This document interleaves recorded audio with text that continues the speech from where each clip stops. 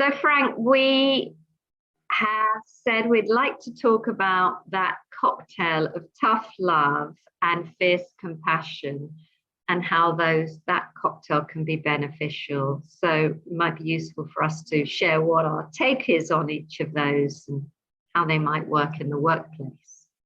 What do you think? Yeah, when I think of tough love, I'm thinking that here you have a compassionate person who has your best interests at heart, but realizes that you have to do something difficult to get through whatever the given situation is. And then so instead of just wrapping their arms around you and saying there, they actually put you in a difficult, purposely put you in a difficult situation, knowing that you're going to benefit from it long term. I think that's how I see tough love. So that's how I would administer tough love. So I'm still coming from a position of compassion, looking out for the best interest of this other person. But I do realize that they need to go through this experience themselves, because they will learn from it and then come through it at the other end a better person. So that's what I think is tough love. Okay, great. So I reflect on it in my role as a parent, particularly when my children were younger. And I remember saying to particularly my youngest son, I'm saying no to this, not because I don't love you, but because I do. Now, I think my son was often too young or didn't really want to understand that concept, but the principle I believe is very valid.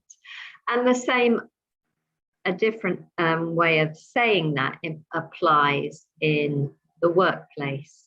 So as leaders, we can say no to our team members if we believe our saying no is the best option for the team at large and the individual.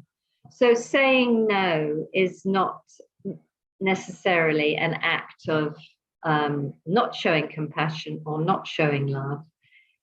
The compassionate leader will know when to say no and will be able to say no rather than be limited by a possible part of themselves that has a desire to say yes and to please. So that is my take on it, being able to say no and giving a good rationale why no is the best option for the situation. Yeah, and I think that your ability to say no in those difficult situations, I think you are to some extent shielded from the fact that you know that you're coming from a compassionate position. This is not your ego speaking. This is a place, you're coming from a place where you feel comfortable with yourself.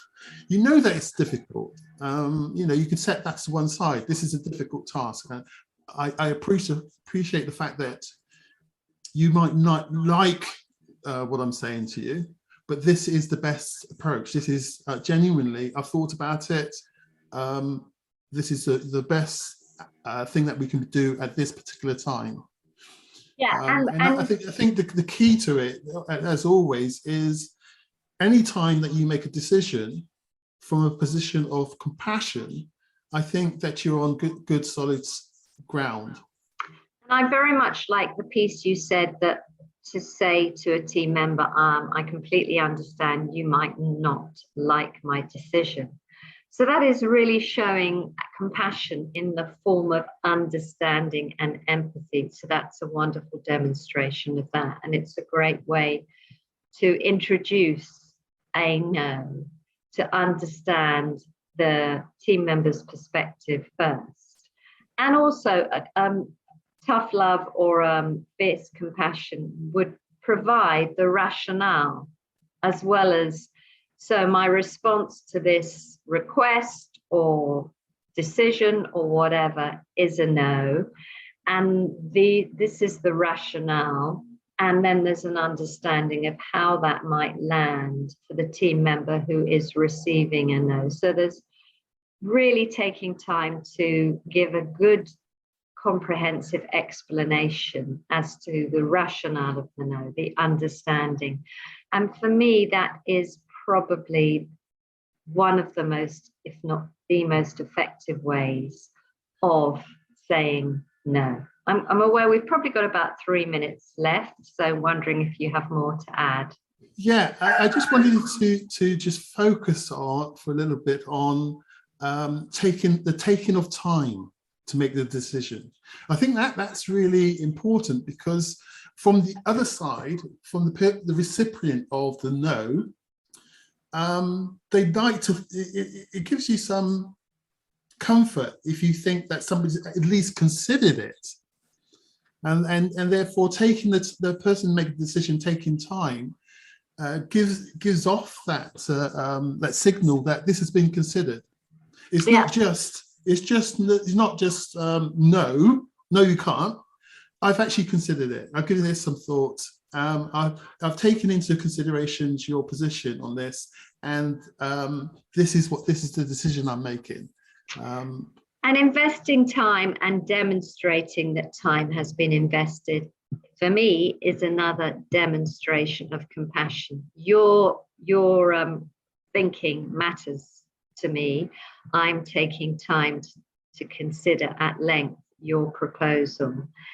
I have done that from a number of different perspectives, and having done that, this is my rationale as to the reason it's a no. So that, as I reflect on that, my hope is that can only land to the recipient of that tough love, that fierce compassion, as being great wisdom as well. Yes. So looking forward to our next conversation, Frank. Interesting subject as always. See you next time. Thank you very much, Karen.